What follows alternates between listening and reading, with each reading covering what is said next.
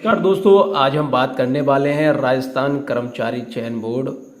राजस्थान कर्मचारी चयन बोर्ड जयपुर में जैसे ही आप जाएंगे समाचार एवं सूचना है तो आप देखेंगे कि क्लर्क ग्रेड 2 कनिष्ठ सहायक सीधी भर्ती परीक्षा 2024 के लिए प्रस्तुत विज्ञापन।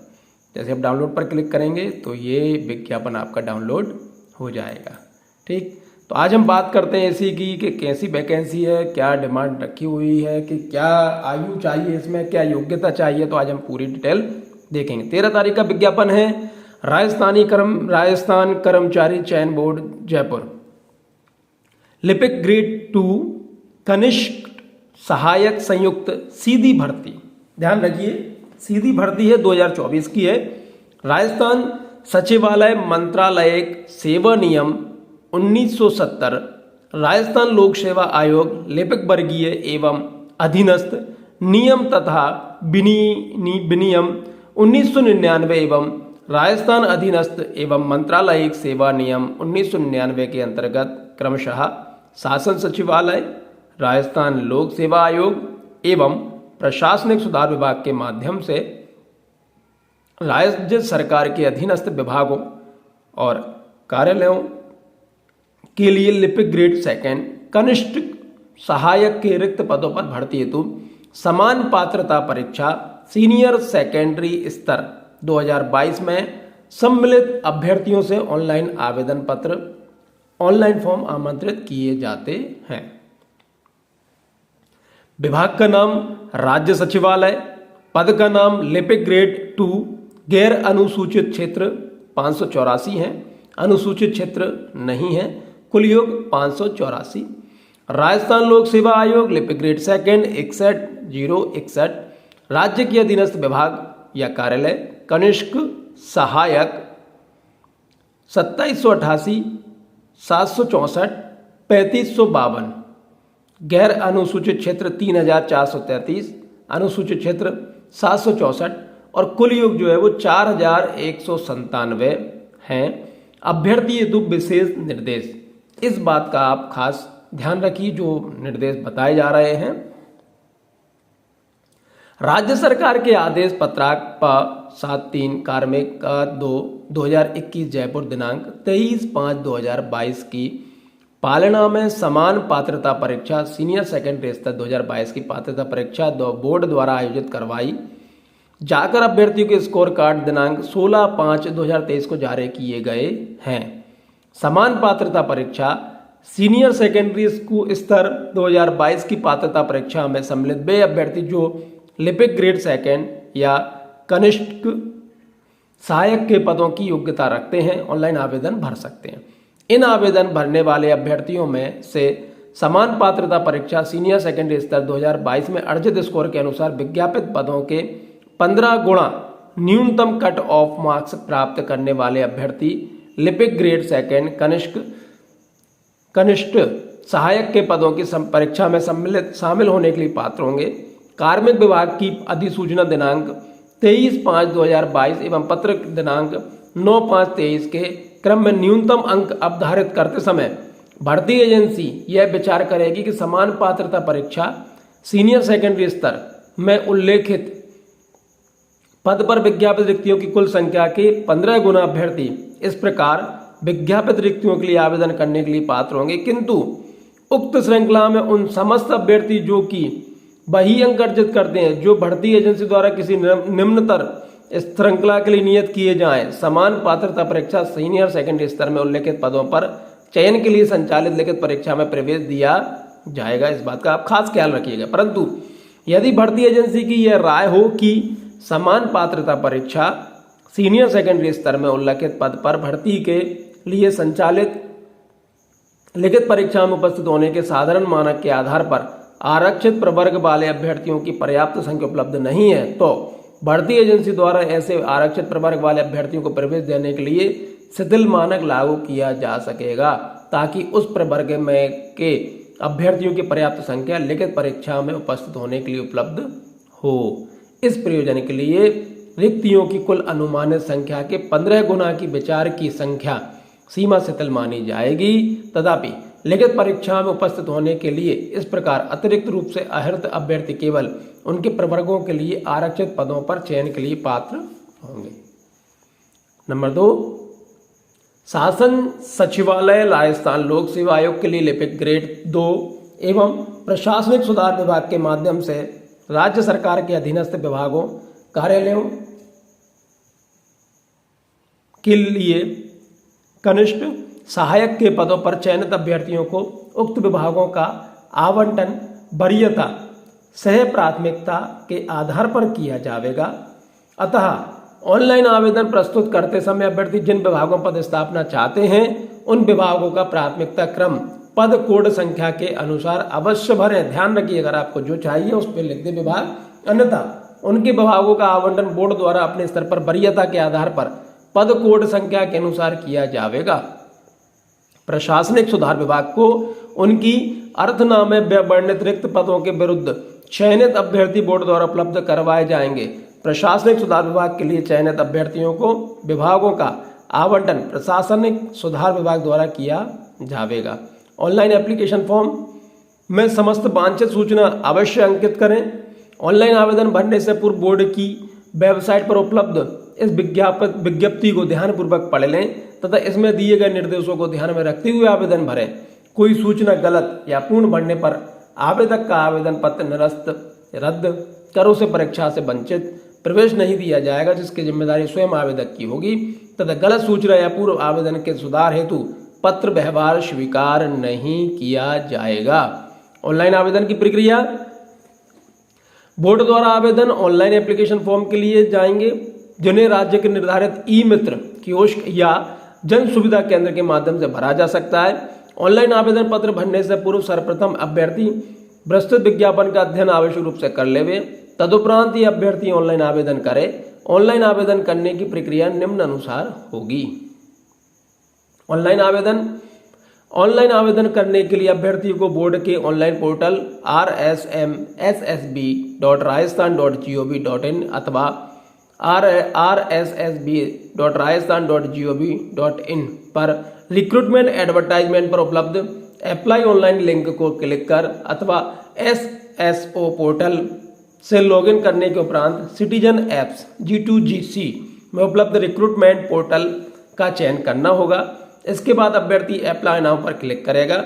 यदि अभ्यर्थी द्वारा OTR वन टाइम रजिस्ट्रेशन का एक बार ये पंजीयन शुल्क जमा नहीं किया गया है तो अभ्यर्थी को सर्वप्रथम OTR टैब पर अपनी श्रेणी अनरिजर्व UR अथवा रिजर्व EWS या OBC या NC या MBC NC या SC ST SAH श्रेणी दिव्यांगता की स्थिति व गृह राज्य का विवरण दर्ज करके शुल्क का भुगतान करना होगा।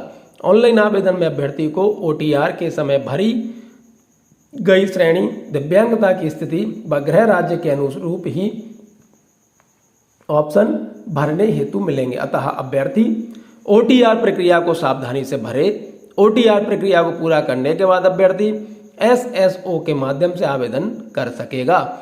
इस हेतु अभ्यर्थी को सर्वप्रथम अपना CET सीनियर सेकेंडरी 2022 का ऑनलाइन आवेदन पत्र क्रमांक एप्लीकेशन नंबर दर्ज करना होगा। CET सीनियर सेकेंडरी परीक्षा के ऑनलाइन आवेदन पत्र क्रमांक व SSO ID को सिस्टम द्वारा CET सीनियर सेकेंडरी के डाटा से वेरीफाई किया जाएगा। वेरीफाई हो जाने की स्थिति में आवेदन पत्र खुलेगा। आवेदन पत्र में उसके साथ OTR में दर्ज की गई सूचनाएं प्रदर्शित रहेंगी तथा उसमें संशोधित नहीं किया जा सकेगा। अन्य सभी सूचनाएं अभ्यर्थी को सावधानी पूर्वक भरनी है। आवेदक को आवेदन पत्र में नवीनतम फोटो 1 माह से अधिक पुरानी ना हो अपलोड की जानी आवश्यक है। आवेदक को ऑनलाइन आवेदन से में दृश्य चिन्ह विजिबल मार्क भरना अनिवार्य है। भर्ती के लिए आवेदन प्रक्रिया के दौरान उम्मीदवार को स्वयं की पहचान को आवेदन पत्र में सत्यापित करना होगा, जिस हेतु उसके पास निम्नलिखित सत्यापन विधियों में से किसी एक विधि का चयन करने का विकल्प उपलब्ध होगा। आधार कार्ड आधारित सत्यापन। यदि उम्मीदवार आधार कार्ड का उपयोग करके OTR जनरेट करता है तो और किसी सत्यापन की आवश्यकता नहीं होगी। यदि OTR SSO या जन आधार के माध्यम से जनरेट होता है तो उम्मीदवार को आवेदन पत्र में निम्नलिखित जानकारी का सत्यापन करना होगा। आधार नंबर दर्ज करके और फिर डेटा में दर्ज की गई जानकारी उम्मीदवार का नाम, पिताजी का नाम और जन्म तिथि का सत्यापन किया जाएगा। यदि आधार कार्ड नहीं है तो उम्मीदवार को आवेदन पत्र में इस हेतु निर्धारित सहमति की घोषणा करनी होगी। घोषणा करने के बाद उम्मीदवार निम्नलिखित में से किसी एक विकल्प का चयन कर स्वयं के नाम, पिताजी के नाम और जन्म तिथि प्रोफाइल विवरण को सत्यापित करेगा। मूल प्रमाण पत्र विकल्प, उम्मीदवार अपने मूल प्रमाण पत्र का क्रमांक दर्ज करेगा। उसके पश्चात फेच बटन पर क्लिक करने पर डोमिसाइल या बोनाफाइड प्रमाण पत्रों, मूल निवास मूल प्रमाण पत्र के डाटा सत्यापन किया जाएगा। डिजी लॉकर के माध्यम से 10वीं बोर्ड मार्कशीट से जोड़ने का विकल्प, उम्मीदवार अपने 10वीं कक्षा के बोर्ड का नाम, रोल नंबर व उत्तीर्ण वर्ष दर्ज कर स्वयं सत्यापित करेगा। यदि उम्मीदवार उपरोक्त किसी भी प्रक्रिया स्वयं के विवरण को सत्यापित करने में असमर्थ है तो उसे निम्न घोषणा करनी होगी, मैं अपनी प्रोफाइल विवरण सत्यापित करने में असमर्थ हूं, इसलिए मैं परीक्षा हेतु निर्धारित समय से 1.5 घंटे पहले परीक्षा केंद्र पर बायोमेट्रिक सत्यापन हेतु उपस्थित होऊंगा या होंगी।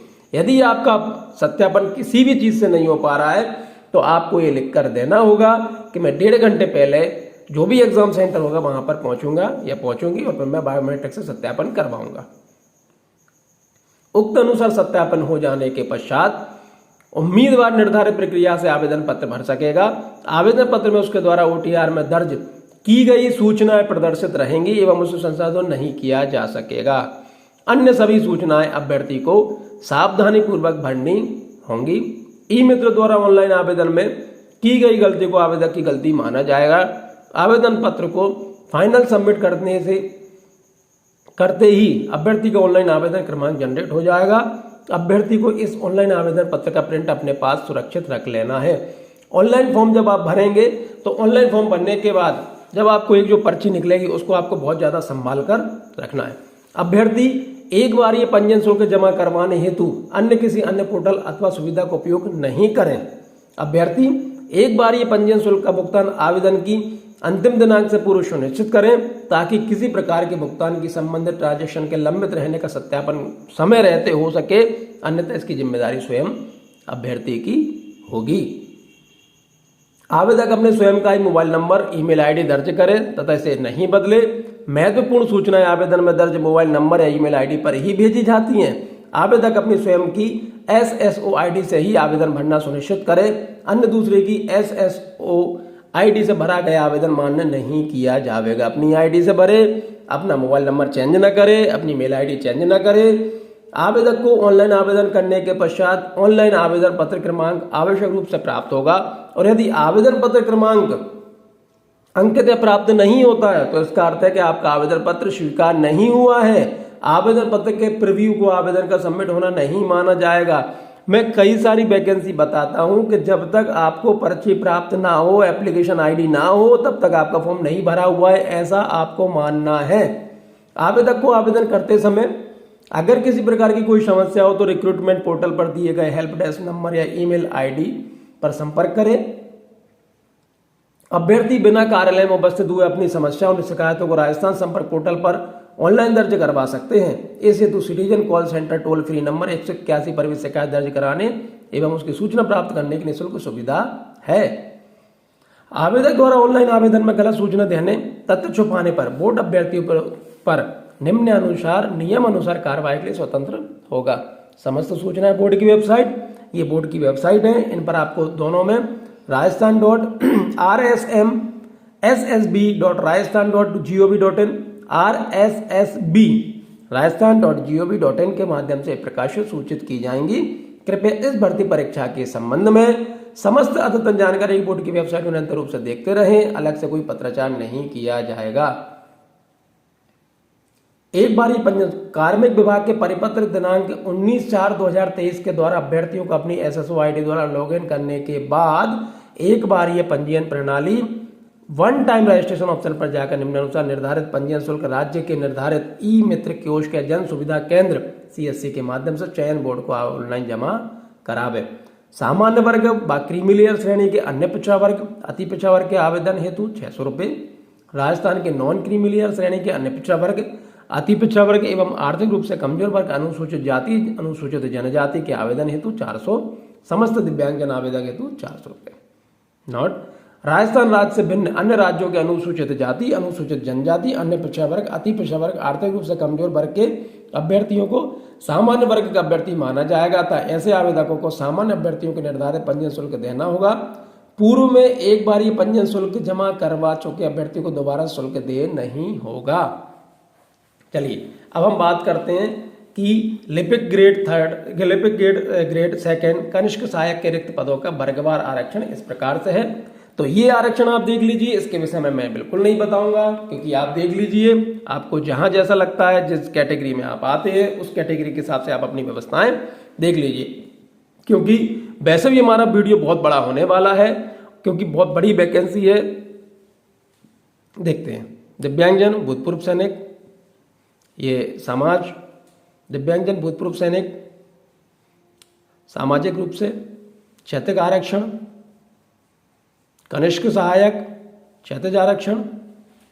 चलिए अब हम देखते हैं इसको। नॉट, गैर अनुसूचित क्षेत्र की रिक्तियों के विरुद्ध अनुसूचित क्षेत्र के निवासी भी आवेदन कर सकेंगे। गैर अनुसूचित क्षेत्र की रिक्तियों के विरुद्ध में अनुसूचित क्षेत्र के निवासी भी आवेदन कर सकेंगे। ध्यान रखिएगा, ये हमने लाइब्रेरियन में भी यही पढ़ा था, जो लाइब्रेरियन में पढ़ा था वही के वही इसमें। यदि अभ्यर्थी का चयन गैर अनुसूचित क्षेत्र एवं गैर अनुसूचित क्षेत्र दोनों में होता है तो अभ्यर्थी को दस्तावेज सत्यापन के समय अपना लिखित में विकल्प प्रस्तुत करना होगा कि वह अनुसूचित क्षेत्र में गैर अनुसूचित क्षेत्र दोनों में से किसी क्षेत्र में चयन चाहता है तथा किस क्षेत्र के अपने चयन को निरस्त करवाना चाहता है। विकल्प प्रस्तुत कर नहीं करने की स्थिति में अभ्यर्थी का अंतिम चयन अनुसूचित क्षेत्र में माना जाएगा। अनुसूचित क्षेत्र के उक्त रिक्त पदों के लिए केवल राजस्थान राज्य के अनुसूचित क्षेत्र के स्थानीय निवासी ही आवेदन कर सकेंगे। अनुसूचित क्षेत्र के आवेदक ऑनलाइन आवेदन में अनुसूचित क्षेत्र के कॉलम से स्पष्ट रूप से अंकन करें। अनुसूचित क्षेत्र के कॉलम में अंकन नहीं करने की स्थिति में उनके आवेदन पर अनुसूचित क्षेत्र के पदों के लिए विचार नहीं किया जाएगा।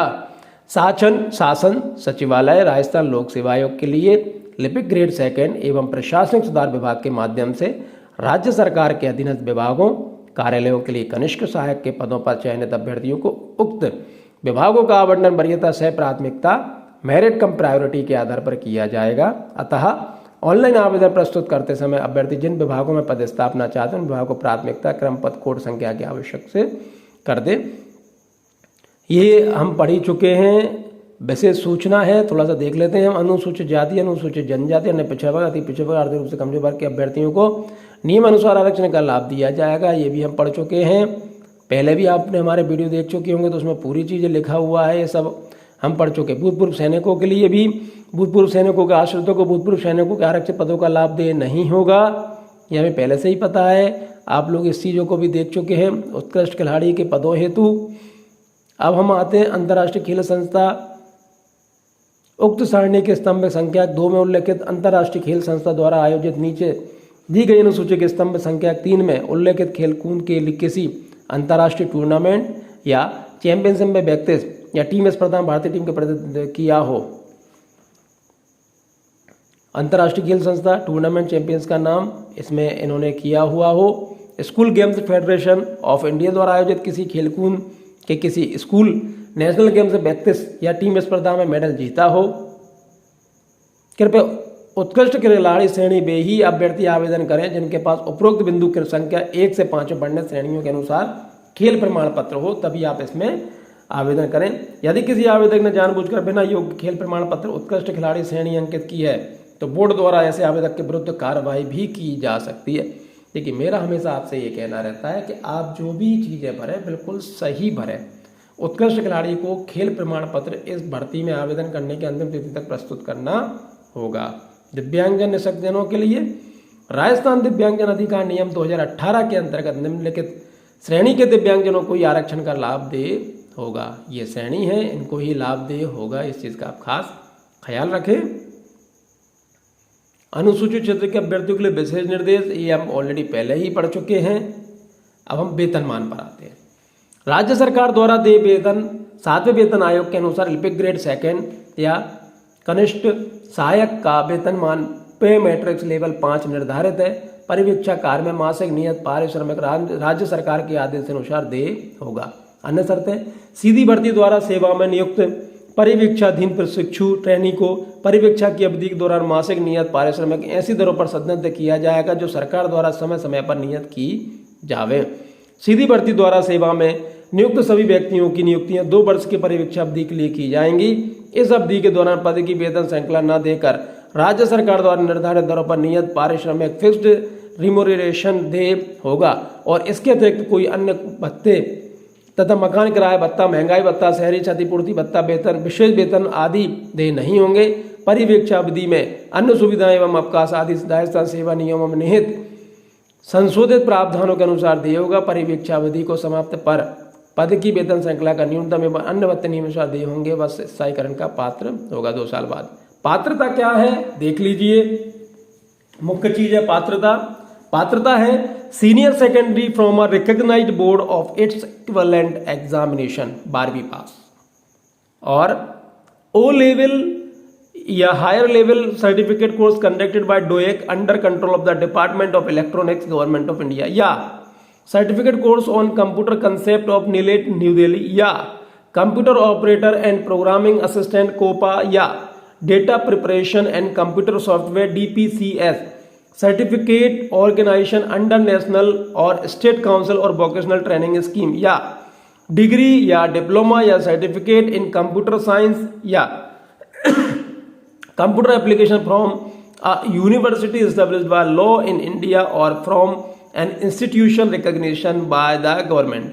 ये मैं यहाँ के लोगों के लिए बताऊं कि जिनके पास DCA PGDC है वो और जिनके पास 12वीं वो आवेदन इसमें कर लेंगे। Senior secondary certificate from a recognised board of secondary education in the country with the computer science और computer application as one of the subject. Diploma in computer science and engineering from a polytechnic institution recognised by the government. Rajasthan state certificate course in information technology conducted by Vardhman Mahaveer open university Kota under control of Rajasthan knowledge of corporation limited या any equivalent or higher qualification recognized by the government explanation the decision of the Rajasthan Staff Selection Board or the appointing authority as the case may be regarding the qualification of higher qualification of computer processing by the candidate shall be final। Devanagari लिपि में लिखी हिंदी में कार्य करने का ज्ञान एवं राजस्थान की संस्कृति का ज्ञान ये आवश्यक है। कुल मिला के 12वीं पास आपको चाहिए, एक कंप्यूटर का डिप्लोमा हो और ये सब आता हो। आवश्यक नोट, परंतु ऐसा व्यक्ति जो सीधी भर्ती है तो नियमों का अनुसूचियों में तथा उल्लेखित पद के लिए अपेक्षित शैक्षणिक अर्हता वाले ऐसे पाठ्यक्रम के अंतिम वर्ष की परीक्षा में उपस्थित हो चुका है। चूंकि यह उपस्थित हो रहा है इस पद के लिए आवेदन करने का पात्र होगा किंतु उसे जहां चयन लिखित परीक्षा व साक्षात्कार के 2 प्रक्रमों के माध्यम में किया जाता हो, मुख्य परीक्षा में उपस्थित होने से पूर्व जहां चयन लिखित परीक्षा का साक्षात्कार के माध्यम से किया जाता हो, साक्षात्कार उपस्थित होने से पूर्व जहां चयन केवल लिखित परीक्षा या यथास्थिति केवल साक्षात्कार के माध्यम से किया जाता हो, लिखित परीक्षा तथा साक्षात्कार में उपस्थित होने से पूर्व समुचित चयन एजेंसी बोर्ड की अपेक्षित शैक्षणिक अर्हता अर्जित कर लेने का सबूत प्रस्तुत करना होगा। आवेदकों को लिपिक ग्रेड सेकेंड और कनिष्ठता के पद पर निर्धारित शैक्षणिक योग्यता के फेज सेकंड की हिंदी अंग्रेजी की टंकण परीक्षा की अंतिम तिथि से पूर्व तक अर्जित करना अनिवार्य होगा। अन्य योग्यताओं में स्वास्थ्य लिपिक ग्रेड सेकेंड कनिष्ठ सहायक के पद पर भर्ती के लिए उम्मीदवार अच्छे मानसिक शारीरिक स्वास्थ्य का होना चाहिए। वे ऐसे किसी मानसिक या शारीरिक दोष से मुक्त होना चाहिए जो कि लिपिक ग्रेड सेकेंड कनिष्ठ सहायक के रूप में उसके कर्तव्य कुशल पालन में बाधा डालें और यदि वह चयनित कर लिया जाता है तो उसे इसके लिए अपना आरोग्यता प्रमाण पत्र उस जिले के मुख्य चिकित्सा एवं स्वास्थ्य अधिकारी या मेडिकल ज्यूरिस्ट द्वारा हस्ताक्षरित प्रस्तुत करना होगा जिस जिले में सामान्यतः वह निवास करता है। चरित्र आपका सही होना चाहिए। कॉलेज स्कूल से अंतिम शिक्षा प्राप्त की वहाँ से आपको देना होगा।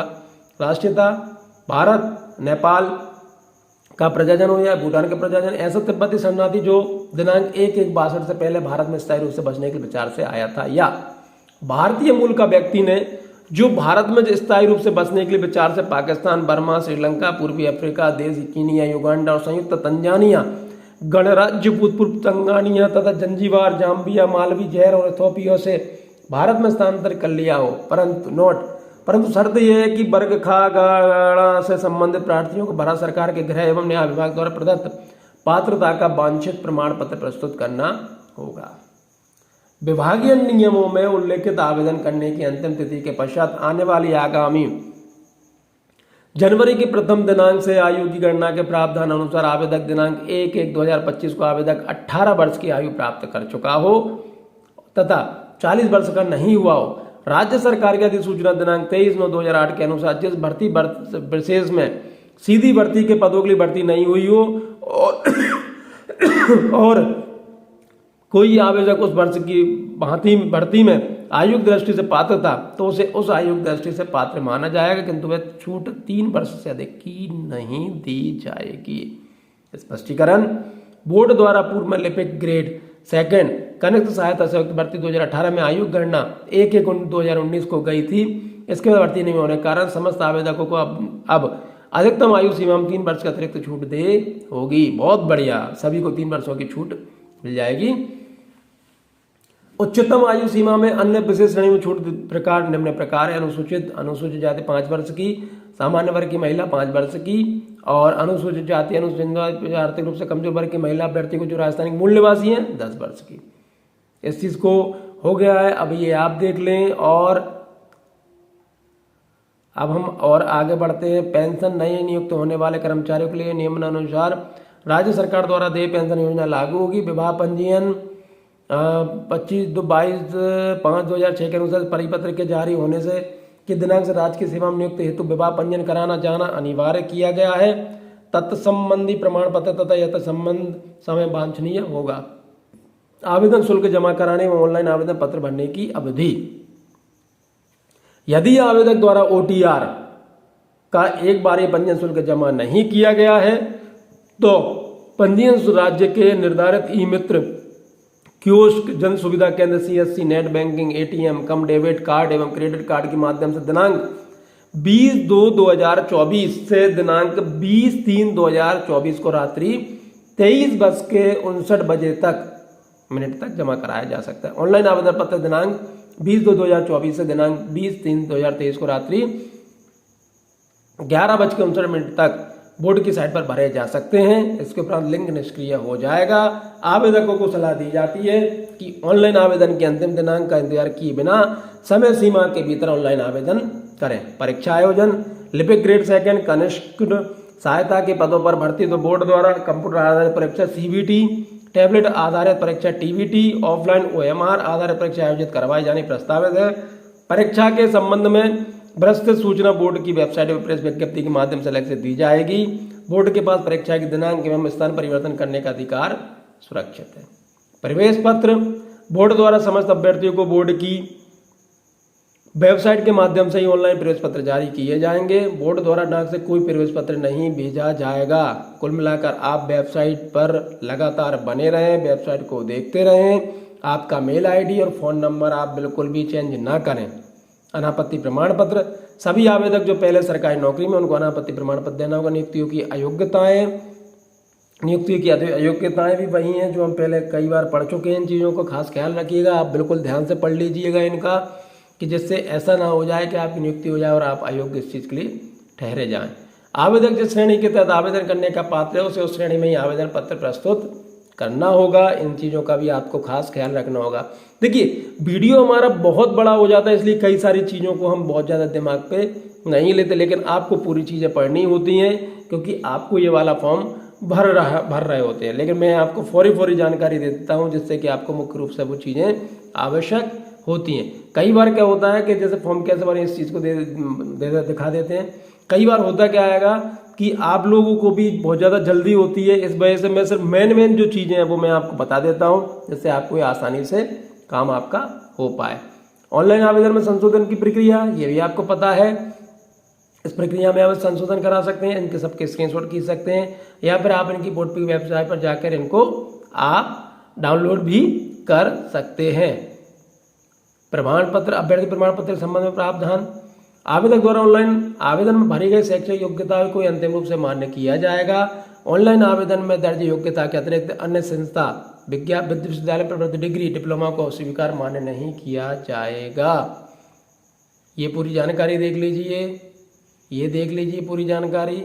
हालांकि कई जानकारी डबल बार है क्योंकि बताना पड़ता है भाई पूरी चीज़ें आपको, जिससे आपको बाद में भविष्य में परेशानी ना हो। आवेदन में गलत सूचना प्रस्तुत करने पर अनुचित साधनों की रोकथाम बिल्कुल मत करिए, इस चीज़ का आप खास ख्याल रखिए। अब इस चीज़ को देख लीजिए, लिपिक ग्रेड सेकंड कनिष्ठ सहायक पदों पर भर्ती हेतु परीक्षा की स्कीम क्या रहेगी। प्रत्येक परीक्षा में निम्नलिखित प्रश्न पत्र सम्मिलित होंगे। प्रत्येक प्रश्न पत्र उसके सामने दर्शित अंकों का होगा, अर्थात प्रश्न पत्र फेज 1 में सामान्य ज्ञान, दैनिक विज्ञान और गणित, अवधि 3 घंटे का है, अंक 100 है। उसी में फेज 1 में दूसरा सामान्य हिंदी और अंग्रेजी 3 घंटे 100 नंबर का है। फेज 2 निःशक्त व्यक्तियों से भिन्न अभ्यर्थियों के लिए कंप्यूटर पर हिंदी में टंकण, गति परीक्षण, दक्षता परीक्षण 10 मिनट 10 मिनट 25-25, कंप्यूटर में पर अंग्रेजी में टंकण, गति परीक्षण, दक्षता परीक्षण 10-10 मिनट 25-25। निःशक्त व्यक्तियों के द्वारा उनके द्वारा फेज 1 में प्राप्त औसत अंक दिए जाएंगे। अब ये यहाँ पर स्पष्टीकरण आ गया है पूरा, भाई किस तरह से क्या क्या चीज़ें होंगी। आप इस चीज़ का आप खास ख्याल रखें, इसके स्क्रीनशॉट खींच के देख लें। कैसे आपको OMR शीट बननी है ये भी इसमें बिल्कुल स्पष्ट तरीके से बताया गया है कि आप कैसे आपको OMR शीट बननी है, इसको भी आप ध्यान से पढ़ लें, जिससे कि आपको भविष्य में किसी प्रकार की कोई परेशानी ना हो। अब ये आ गया है आपका पाठ्यक्रम सिलेबस कैसा होगा। पेपर 1 में, पेपर 1 में 100 अंकों का है, समय 3 घंटे का है। सामान्य ज्ञान का है, सामान्य ज्ञान होगी, राजस्थान का इतिहास होगा, राजस्थान का औद्योगिक विकास होगा, दैनिक विज्ञान होगा आपका, गणित होगा। सेकंड पेपर सेकंड में ये भी 100 नंबर का होगा, 3 घंटे का होगा। सामान्य हिंदी आएगी इसमें, जनरल इंग्लिश होगा इसमें। पैटर्न ऑफ क्वेश्चन पेपर्स ये इन्होंने बता दी कैसा पैटर्न होगा। नेगेटिव मार्किंग है, बोर्ड की वेबसाइट पर आप इसकी पूरी जानकारी आप यहाँ पर देख सकते हैं, www.rsmssb.rajasthan.gov.in और www.rssb.rajasthan.gov.in पर उपलब्ध सूचना से भी जानकारी प्राप्त कर सकते हैं। इसके अतिरिक्त किसी भी प्रकार के मार्गदर्शन, निर्देशन या सूचना या स्पष्टीकरण राजस्थान कर्मचारी चयन बोर्ड जबलपुर के परिसर में स्थित स्वागत कक्ष पर व्यक्तिगत रूप से अथवा दूरभाष नंबर 014127222520 पर संपर्क किया जा सकता है। समस्त पत्र व्यवहार सचिव राजस्थान कर्मचारी चयन बोर्ड, राज्य कृषि प्रबंध संस्थान परिसर, दुर्गापुरा, जयपुर 30/20/18 को संबोधित किया जाएगा।